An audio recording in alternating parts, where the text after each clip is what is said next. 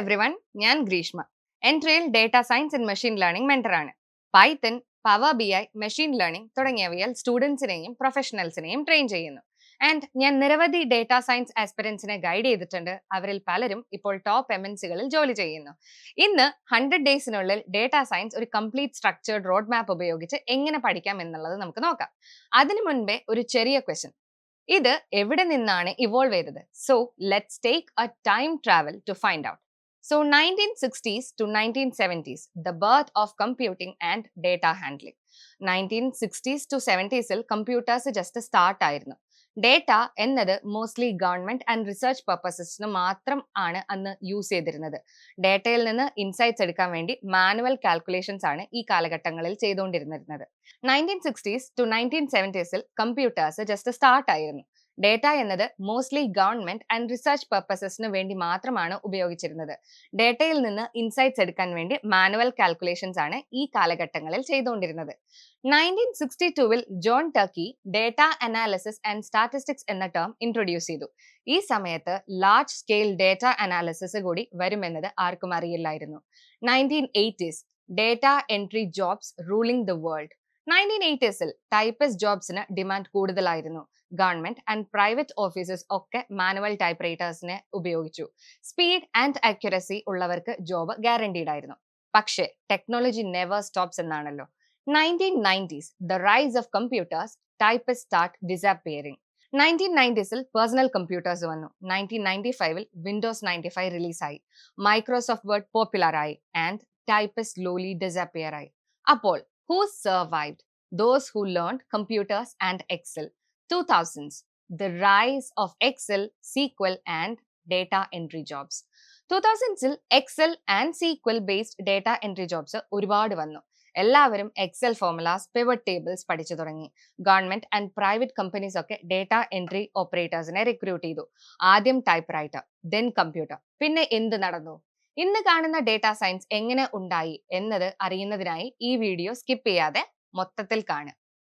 പിന്നീട് എന്ത് സംഭവിച്ചു? 2000s ബിഗ് ഡേറ്റ എക്സ്പ്ലോഷൻ ഉണ്ടായി. 2004 ഫേസ്ബുക്ക് ലോഞ്ച് ആയി. 2005 യൂട്യൂബ് വന്നു. 2006 ട്വിറ്റർ വന്നു. ആൻഡ് ദെൻ ഇന്റർനെറ്റിൽ ബില്യൺസ് ഓഫ് ഡേറ്റ ജനറേറ്റ് ആയി. അതുകൊണ്ട് തന്നെ machine learning and artificial intelligence slowly integrate ചെയ്യാൻ സ്റ്റാർട്ട് ചെയ്തു. Next, 2010s, the automation era, data entry jobs started disappearing. 2010s automation വന്നു. 2015 data science എന്ന ടേം ഒരു ഫുൾ ഫ്ലെഡ്ജ് കരിയർ ആയി ഇവോൾവ് ചെയ്തു. Python scripting, power B I and AI ഒക്കെ നന്നായി develop ആയി. ഇനി എന്തു ചെയ്യണം? Learn data science. 2020s and beyond, the rise of data science and AI. So 2020s AI and data science ആയിരിക്കും future job market rule ചെയ്യുക. Automation, AI based applications, chatbots and even self-driving cars, ഇതെല്ലാം data driven decisions ആണ്. Technology every decade evolve ചെയ്യാണ്. So നമ്മളും അതനുസരിച്ച് evolve ചെയ്യണം. പകരം outdated ആയി നിൽക്കരുത്.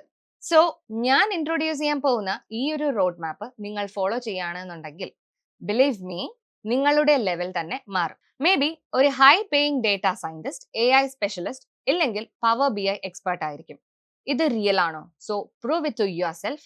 So let's get into the challenge. Now what will you learn in this challenge? ഈ ചലഞ്ച് കഴിഞ്ഞാൽ നിങ്ങളുടെ കരിയർ കംപ്ലീറ്റ്ലി ചേഞ്ച് ആവും. And here's what you will learn. Excel and power B I. ഇത് use ചെയ്ത് data analyse ചെയ്യാം, ഡാഷ്ബോർഡ്സും create ചെയ്യാം. ഇത് നിങ്ങളുടെ ബിസിനസ് ഡിസിഷൻ മേക്കിംഗ് ഇംപ്രൂവ് ചെയ്യാൻ സഹായിക്കും. അടുത്തത് Python four data handling and automation. Python നന്നായി പഠിച്ചാൽ ഡേറ്റ ഹാൻഡിൽ ചെയ്യാം, റിപ്പീറ്റേറ്റീവ് ടാസ്കുകൾ ഓട്ടോമേറ്റ് ചെയ്യാം ആൻഡ് ഓൾസോ ജോബ് മാർക്കറ്റിൽ നല്ല ഡിമാൻഡും ഉണ്ട്. ഇനി data cleaning, real world data problems solve ചെയ്യാം. റോ ഡേറ്റ എന്നത് എപ്പോഴും ഡിസോർഡേഡ് ആയിരിക്കും. സോ അതിനെ നമ്മൾ ക്ലീൻ ചെയ്യണം ആൻഡ് അനാലിസിസ് നന്നായി ചെയ്യാൻ കഴിയും. എന്നാൽ മാത്രമാണ് അനാലിസിസ് കംപ്ലീറ്റ് ആവുള്ളൂ.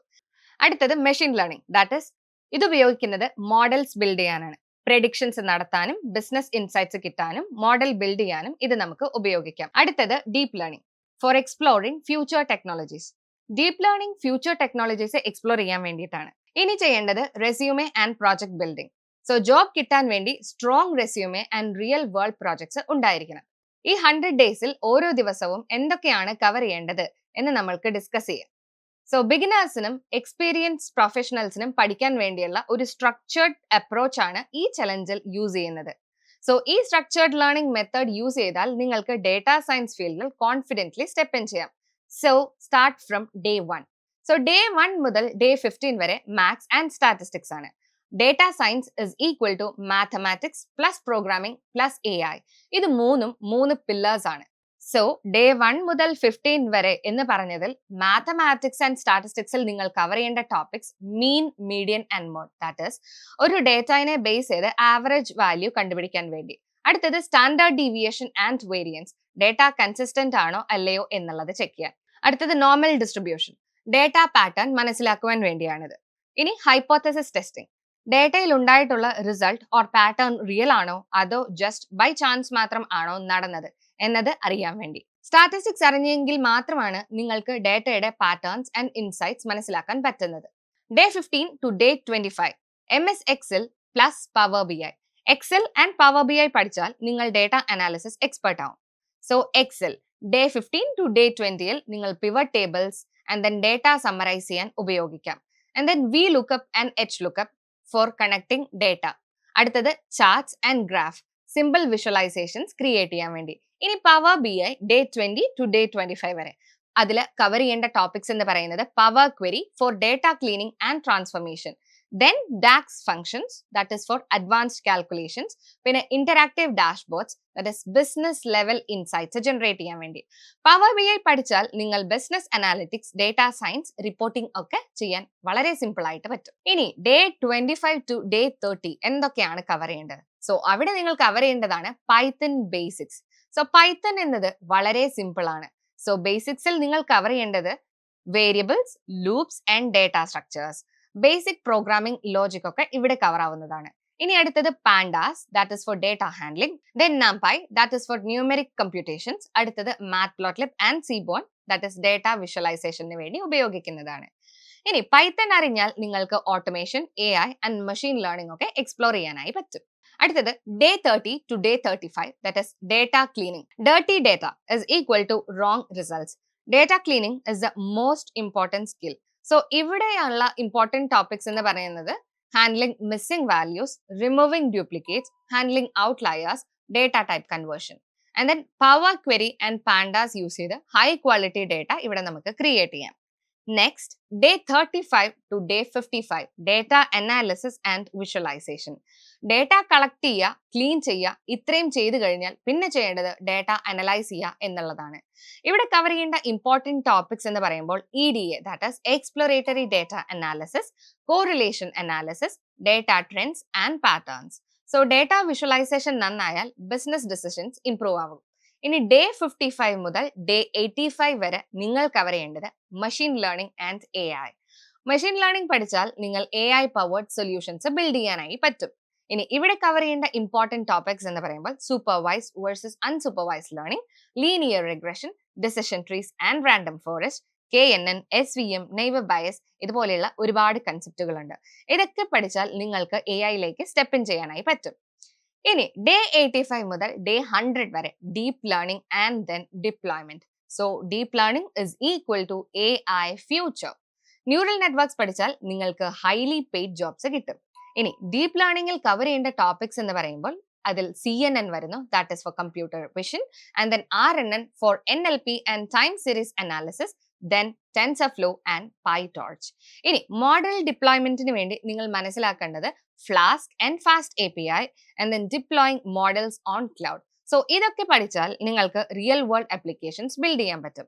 And then coming to day 100 final projects, resume and then competitions.